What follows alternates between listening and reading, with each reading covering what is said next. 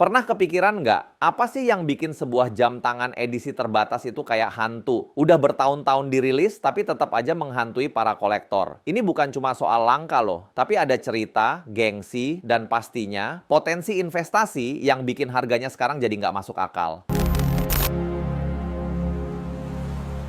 Halo sahabat PGJ Watches, kembali lagi bersama saya Spinky Wijaya Kusuma. Di video kali ini kita bakal bongkar beberapa jam tangan legendaris dari yang harganya bersahabat sampai yang bikin dompet teriak. Siap-siap dengerin kisah di balik kelangkaannya dan kenapa jam-jam ini jadi buruan panas yang bikin para kolektor banyak yang susah move on. Langsung saja yuk!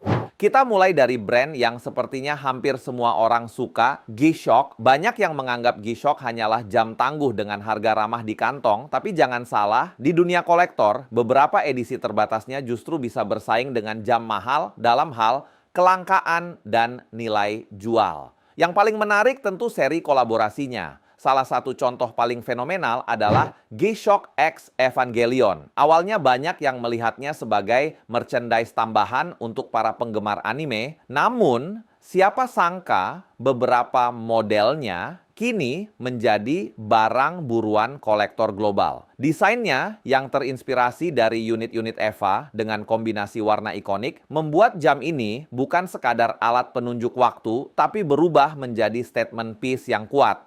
Ditambah jumlah produksi yang terbatas serta basis penggemar Evangelion yang sangat masif, harga bekasnya bisa melonjak berkali-kali lipat dari harga retail.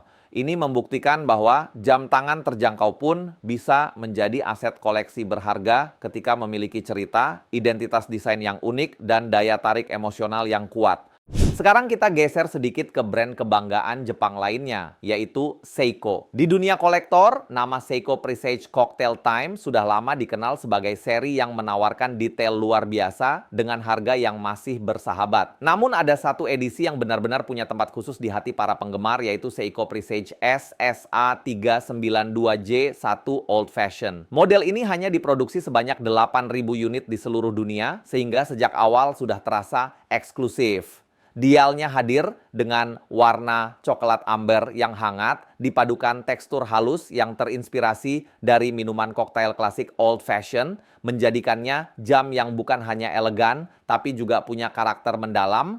Dulu, harga retail jam ini berada di kisaran 7 jutaan, angka yang sangat masuk akal untuk jam otomatis dengan finishing setinggi ini.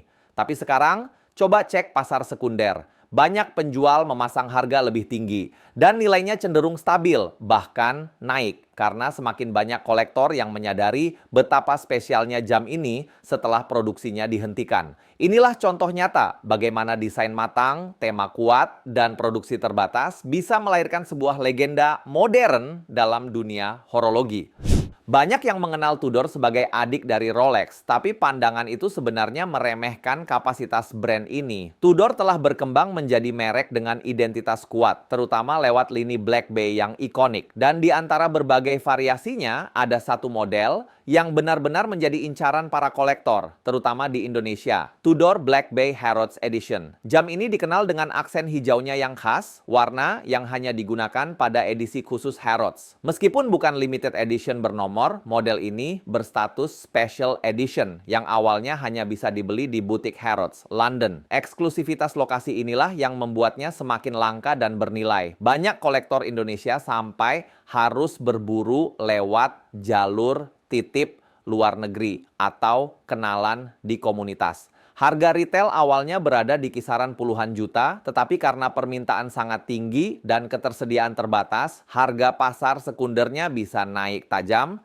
bahkan melampaui banyak model Tudor lain. Memiliki Tudor Harrods bukan hanya soal memiliki sebuah jam tangan berkualitas, ini adalah simbol status, tanda bahwa pemiliknya memahami esensi kelangkaan dan punya dedikasi dalam dunia koleksi jam tangan. Ngomong-ngomong, dari 3 jam yang udah kita obrolin, mana nih yang paling bikin kalian ngiler? Coba dong tulis di kolom komentar. Dan kalau kalian suka bahasan mendalam kayak gini, jangan lupa pencet tombol like dan subscribe ya, biar nggak ketinggalan episode seru berikutnya. Tentu daftar ini nggak bakal lengkap tanpa sang raja, Rolex. Uniknya, Rolex jarang banget melabeli produknya limited edition. Kelangkaan justru muncul dari model-model yang produksinya sengaja atau tidak terbatas atau punya desain unik yang membuatnya jadi buruan. Contoh paling legendaris, Rolex Daytona Paul Newman. Dulu, model dengan dial eksotis ini kurang peminat. Tapi lihat sekarang, harganya bisa tembus angka triliunan rupiah di balai lelang. Untuk contoh yang lebih modern, lihat saja Rolex GMT Master 2 dengan bezel Pepsi atau Sprite. Model-model ini bukan limited edition resmi, tapi kelangkaannya muncul dari permintaan yang menggila dan alokasi butik yang super ketat. Ada juga Oyster Perpetual dengan celebration motif dial yang sering dijuluki kolektor Tiffany Celebration yang juga sangat sulit didapat. Jam-jam ini menciptakan antrean panjang dan harga pasar sekunder yang bisa berkali-kali lipat dari harga butik. Inilah puncak dari permainan koleksi jam tangan di mana kelangkaan, sejarah, dan gengsi melebur jadi satu.